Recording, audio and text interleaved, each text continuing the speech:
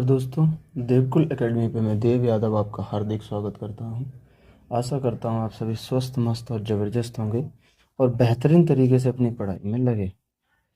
रोज़ाना की तरह मैं आज 7 अगस्त का रिवीजन कराने आया हूं। करंट अफेयर का बेहतरीन तरीके से आपको यहाँ रिवीजन कराया जाएगा। रोज़ाना फूल पत्ती वाली क्लास का रिवीजन हमारे चैनल के माध्यम से बहुत ही सरल और सहज भाषा में कराया जाता है और कोशिश यही रहती है कि आपको क्लास में ही याद करा दिया जाए। तो उसी श्रृंखला में आज हम 7 अगस्त का रिवीजन करने वाले हैं। आज के गायत्री मंत्र में आपको बता दें जो अगले 3 महीने उनके महत्वपूर्ण दिवस होंगे और ये आपके लिए दिवस जो हैं वो पैट के एग्ज़ाम में बहुत महत्वपूर्ण भूमिका निभाने वाले हैं, क्योंकि पैट के एग्ज़ाम में स्टैटिक में दिवस पूछे जाते हैं। तो आज और एक कल की क्लास में हम पूरे दिवस कंप्लीट कर लेंगे। उसके बाद हम स्टैटिक का कोई और बेहतरीन ज़बरदस्त सा टॉपिक लेके आएंगे। तो चलिए शुरुआत करते हैं हम आज की क्लास की। आज तुमसे जैसे 1 जुलाई से स्टार्ट कर रहे हैं। 1 जुलाई को जीएसटी दिवस मनाया जाता है। वहीं अगर 4 जुलाई आपसे पूछे तो अमेरिका का स्वतंत्रता दिवस जो है वो 4 जुलाई को मनाया जाता है। अमेरिका का स्वतंत्रता दिवस कब मनाया जाता है? तो ये 4 जुलाई को। आगे 6 जुलाई की बात करें तो विश्व जूनोस दिवस 6 जुलाई को मनाया जाता है। वहीं 7 जुलाई से आपको याद रखना है कि विश्व चॉकलेट दिवस 7 जुलाई को मनाया जाता है। 11 जुलाई की आपसे बात करें तो विश्व जनसंख्या दिवस मनाया जाता है। तो ये 100% इम्पोर्टेंट प्रश्न है कि 11 जुलाई को विश्व जनसंख्या दिवस, और ये महत्वपूर्ण एक ये और छूट गया है कि 1 जुलाई को राष्ट्रीय चिकित्सक दिवस मनाया जाए।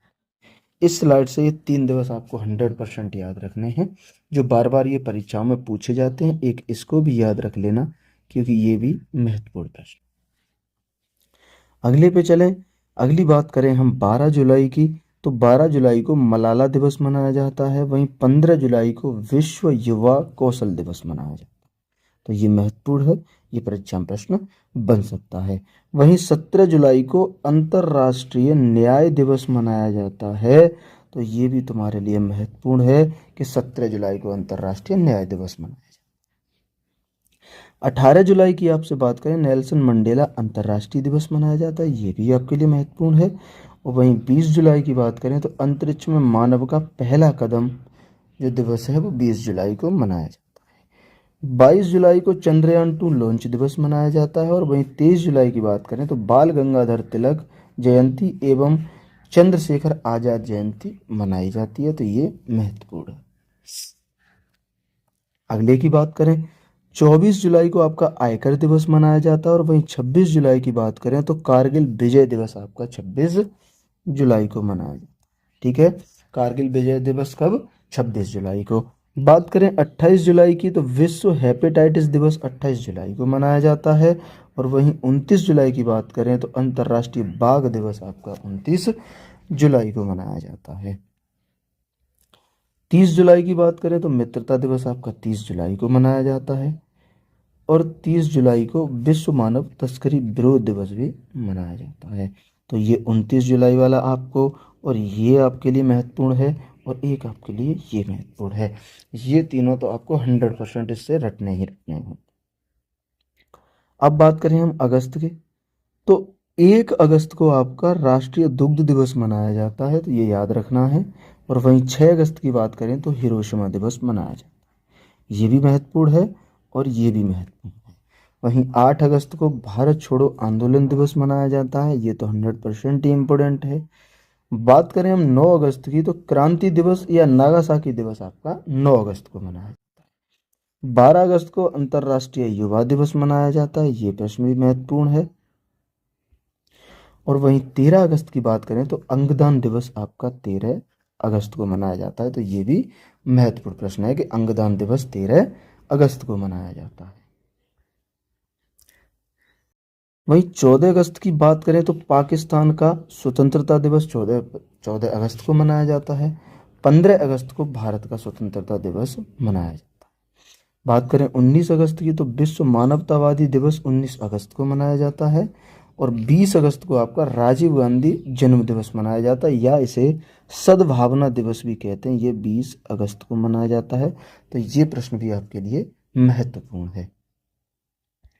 अगले प्रश्न की बात करें कि 23 अगस्त को चंद्रयान 3 लैंडिंग दिवस मनाया जाता है।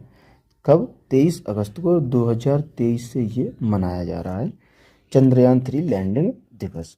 वहीं बात करें हम 26 अगस्त की, तो महिला समानता दिवस 26 अगस्त को मनाया जाता है। 29 अगस्त को राष्ट्रीय खेल दिवस मनाया जाता है। ये प्रश्न भी आपके लिए महत्वपूर्ण है। और वहीं 30 अगस्त की बात करें तो रक्षाबंधन 30 अगस्त को मनाया जाता है। तिथि, ये रक्षाबंधन है वो तिथि अनुसार परिवर्तनीय है, ये बदलते रहता है, ये इतना इंपॉर्टेंट नहीं है, इसको आपको याद नहीं रखना है। ठीक है, अगले पे चलें हम सितंबर। तो 2 सितंबर को आपका विश्व नारियल दिवस मनाया जाता है और 5 सितंबर को शिक्षक दिवस मनाया जाता है। ये दोनों महत्वपूर्ण हैं, थोड़ा याद रखना। बात करें 8 सितंबर, तो अंतर्राष्ट्रीय साक्षरता दिवस आपका 8 सितंबर को मनाया जाता है। और ये आपका महत्वपूर्ण प्रश्न है कि अंतर्राष्ट्रीय साक्षरता दिवस कब मनाया जाता है, तो आप याद रखेंगे कि 8 सितंबर को मनाया जाता है। वहीं 14 सितंबर की आपसे बात करें तो हिंदी दिवस मनाया जाता है और 15 सितंबर को अभियंता दिवस मनाया जाता है। तो हिंदी दिवस भी याद रखना कि 14 सितंबर को हिंदी दिवस मनाया जाता है। अगले की बात करें 16 सितंबर को आपका ओजोन परत संरक्षण दिवस मनाया जाता है। ये 100% आपको याद रखना है कि ओजोन परत संरक्षण दिवस कब मनाया जाता है, तो आप याद रखेंगे कि 16 सितंबर को। वहीं 21 सितंबर की बात करें तो अंतर्राष्ट्रीय शांति दिवस आपका 21 सितंबर को मनाया जाता है, इंटरनेशनल डे ऑफ पीस। ये कब मनाया जाता है? 21 सितंबर को। वहीं 22 सितंबर की बात करें तो गैंडा दिवस यानी राइनो डे 22 सितंबर को मनाया जाता है, महत्वपूर्ण प्रश्न है। और 25 सितंबर को पंडित दीनदयाल उपाध्याय की जयंती 25 सितंबर को मनाई जाती है। बात करें 27 सितंबर की, तो विश्व पर्यटन दिवस आपका 27 सितंबर को मनाया जाता है। वहीं 29 सितंबर को विश्व हृदय दिवस मनाया जाता है और 30 सितंबर को अंतर्राष्ट्रीय अनुवाद दिवस मनाया जाता है। ये दोनों प्रश्न इंपोर्टेंट हैं, इनको याद रखना। तो आज के गायत्री मंत्र में इतना ही। अगली क्लास में हम महत्वपूर्ण दिवस का टॉपिक पूरा समाप्त करेंगे, उसके बाद स्टैटिक का कोई और टॉपिक लेंगे। तो चलिए चलते हैं आज की क्लास में। आज 7 अगस्त का रिवीजन।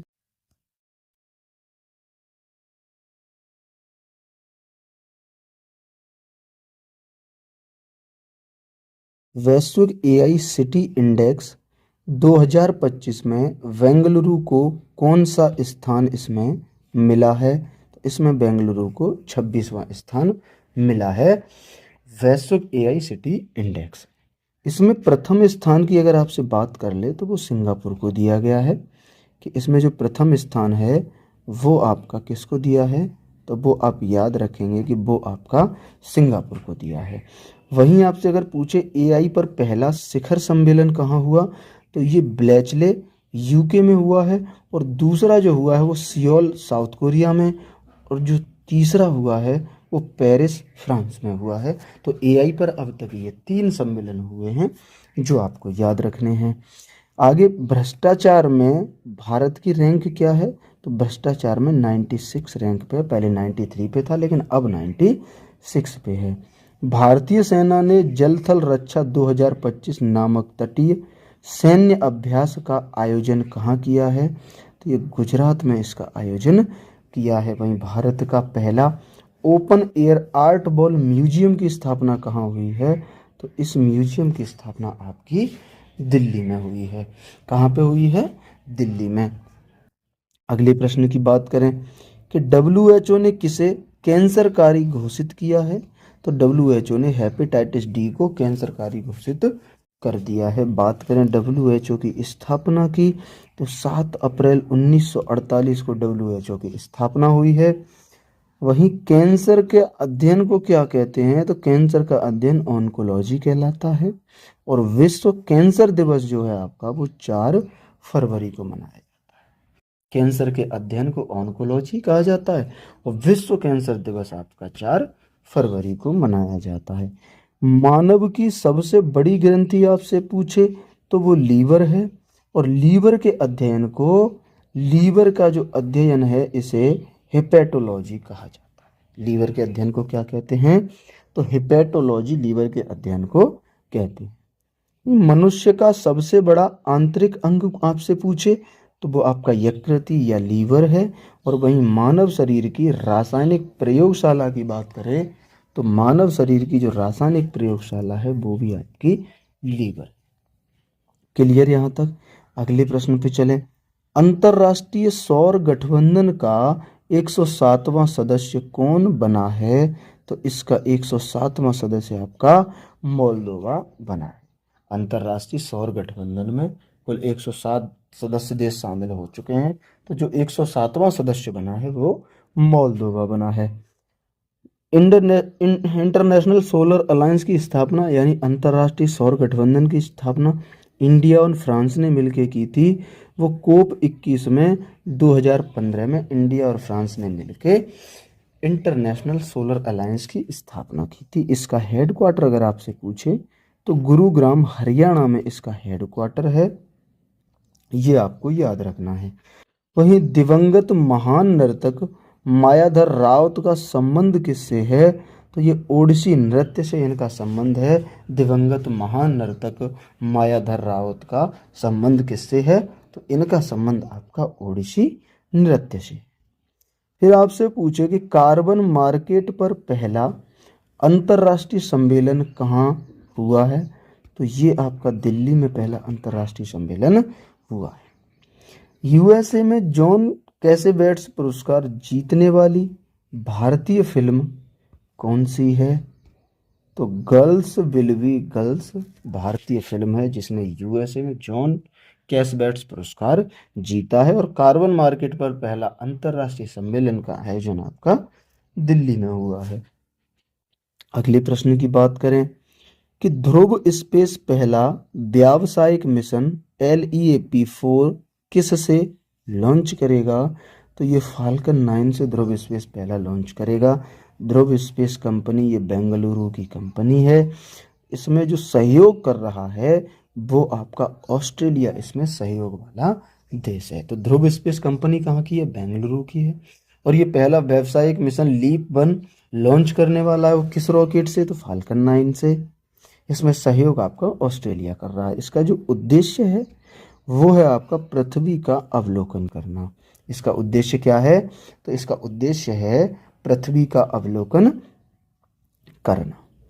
स्पेडएक्स मिशन की अगर हम बात करें तो ये PSLV C-60 से लॉन्च किया गया था।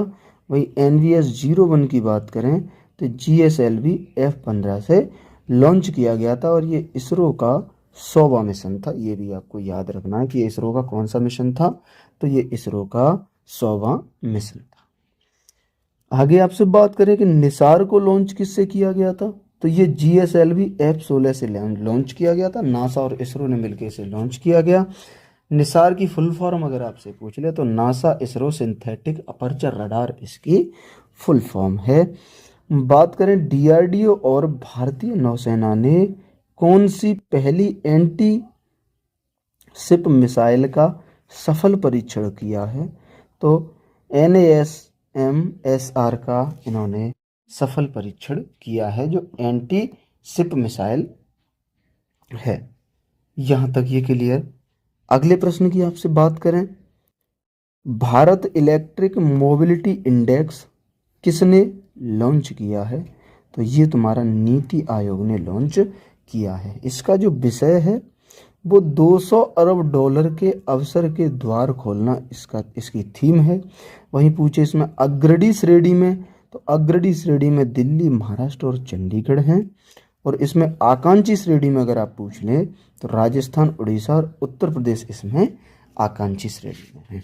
अग्रणी श्रेणी में दिल्ली, महाराष्ट्र, चंडीगढ़।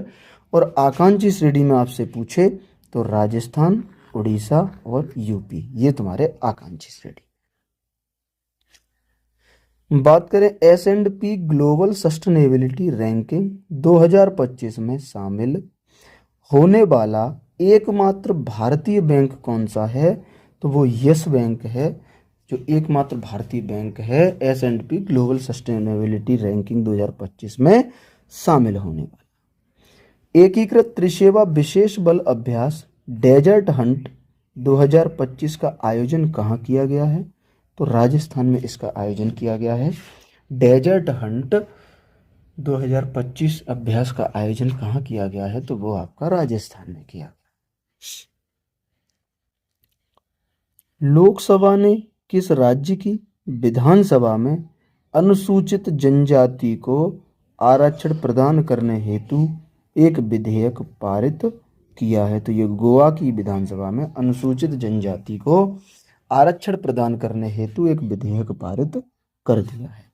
बात करें 12वां क्षेत्रीय 3R और सर्कुलर इकोनॉमी फोरम का उद्घाटन कहाँ हुआ है? इसका उद्घाटन आपका जयपुर में हुआ है। वहीं पहली डॉल्फिन गणना के अनुसार सर्वाधिक डॉल्फिन की संख्या वाला राज्य कौन सा है?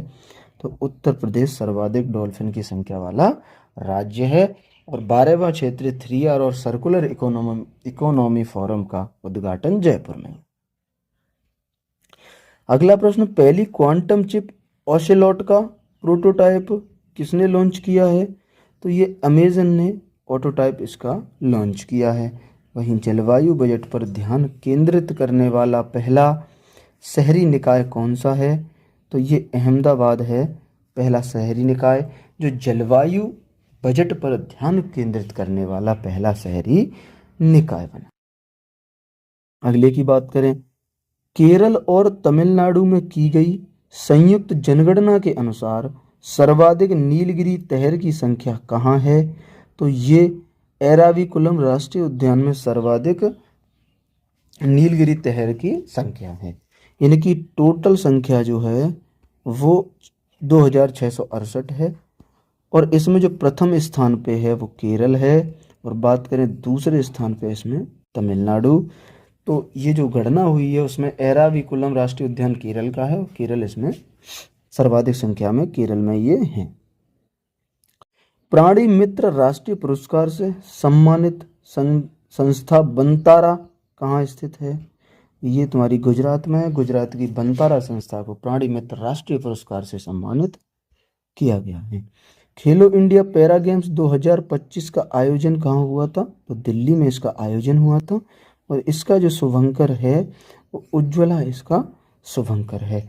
वहीं सेना की क्षमताओं को दर्शाने वाला शौर्य वियतनाम उत्सव का आयोजन कहाँ किया गया है? तो इसका आयोजन आपका बिहार में किया गया है। सेना की क्षमताओं को दर्शाने वाला शौर्य वियतनाम उत्सव का आयोजन आपका बिहार में किया गया है।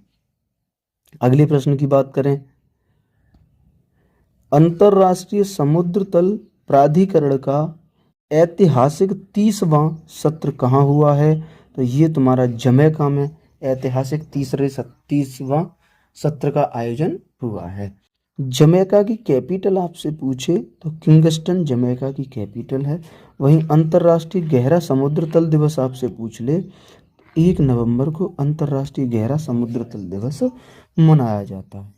MS स्वामीनाथन शताब्दी सम्मेलन की अगर हम बात करें तो ये दिल्ली में आयोजन हुआ है इसका। और आयोजन हुआ कब था? तो ये 7 अगस्त 2025 को इसका आयोजन दिल्ली में किया गया था। इसकी थीम की आपसे बात करें तो सदाबहार क्रांति जैविक खुशी का मार्ग इसकी थीम है। वहीं भारत की पहली महिला विधि सचिव कौन बनी है? तो अंजू राठी राणा भारत की पहली महिला विधि सचिव बनी है। क्लियर? अगले प्रश्न पे चलें। लड़कियों की उच्च शिक्षा को बढ़ावा देने के लिए CM निजुत मोइना असोनी 2.0 किसने शुरू की है? तो ये तुम्हारी असम सरकार ने शुरू की है। इसका उद्देश्य क्या है आपका? तो उच्च शिक्षा में लड़कियों के नामांकन में वृद्धि करना इसका उद्देश्य है। बात करें अन्नदाता सुखी भव PM किसान योजना किसने लॉन्च की है? तो ये आंध्र प्रदेश ने योजना लॉन्च की है। वहीं 24वां विश्व सतत विकास शिखर सम्मेलन 2025 कहाँ हुआ है? इसका आयोजन आपका दिल्ली में हुआ। बात करें चापचार कूट का आयोजन, तो चापचार कूट का आयोजन आपका मिजोरम में हुआ है। और वहीं कनाडा के नए PM आपसे पूछ ले तो आप जवाब देंगे कि मार्क कार्नी कनाडा के नए PM हैं। कनाडा के नए PM कौन हैं? तो कनाडा के नए PM आपके मार्ककोनी है। आज की क्लास का लास्ट प्रश्न, प्रतिवर्ष राष्ट्रीय हथकरघा दिवस कब मनाया जाता है? तो ये प्रतिवर्ष 7 अगस्त को राष्ट्रीय हथकरघा दिवस मनाया जाता है। स्वदेशी आंदोलन की बात करें तो ये 7 अगस्त 1905 को स्वदेशी आंदोलन की शुरुआत हुई थी। और भाला फेंक दिवस की अगर हम बात करें तो ये 7 अगस्त को भाला फेंक दिवस मनाया जाता है। वहीं राइज ऐप किसने लॉन्च किया है? तो आप याद रखेंगे कि उत्तर प्रदेश ने राइज ऐप लॉन्च किया है। स्वयं का उपग्रह लॉन्च करने की घोषणा करने वाला देश का पहला राज्य कौन सा है? तो ये असम देश का पहला राज्य है जिसने स्वयं का उपग्रह लॉन्च करने की घोषणा की है। नहीं, बोंगो सागर अभ्यास की अगर हम बात करें तो इंडिया और बांग्लादेश के बीच में बोंगो सागर अभ्यास का आयोजन किया जाता है।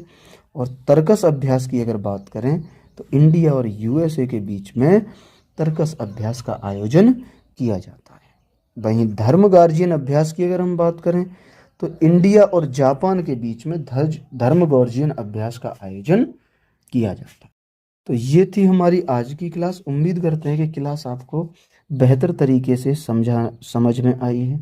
अगर क्लास समझ में आई है तो क्लास को लाइक, वीडियो को शेयर करें और चैनल को सब्सक्राइब जरूर करें। यहाँ तक अगर आप आ ही गए हैं तो प्लीज़ एक सब्सक्राइब करके ज़रूर जाएं। इस क्लास की पीडीएफ के लिए टेलीग्राम का चैनल का लिंक डिस्क्रिप्शन में आपको मिल जाएगा और मैं कमेंट में भी पिन कर दूंगा, तो आप उसे क्लिक करके टेलीग्राम चैनल से जुड़ सकते हैं जहां इस क्लास का हैंड रिटन पीडीएफ आपको मुफ्त में मिलता है। तो इसी के साथ आज की क्लास यहीं तक, मिलेंगे अगली क्लास में। तब तक के लिए नमस्ते, नमस्कार, जय हिंद, वंदे मातरम।